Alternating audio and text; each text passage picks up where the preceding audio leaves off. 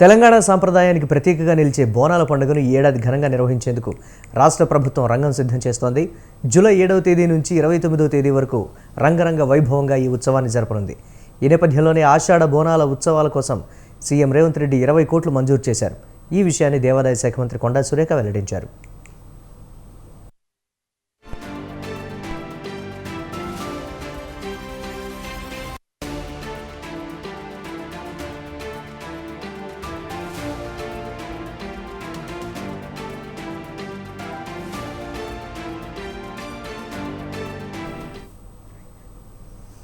తెలంగాణ సంస్కృతి సాంప్రదాయాలను ప్రతిబింబించేలా ఈ ఉత్సవాలను నిర్వహించాలని దేవాదాయ శాఖ అధికారులను మంత్రి ఆదేశించారు.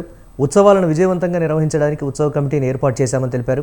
సీఎం రేవంత్ రెడ్డి చైర్మన్గా తనతో పాటు మంత్రులు పొన్నం ప్రభాకర్, దుద్దిళ్ల శ్రీధర్ బాబు, ఎంపీ అనిల్ కుమార్ యాదవ్, ఎమ్మెల్యే దానం నాగేందర్ సభ్యులుగా వ్యవహరిస్తారని దేవాదాయ శాఖ ముఖ్య కార్యదర్శి కన్వీనర్గా కొనసాగుతారని వెల్లడించారు.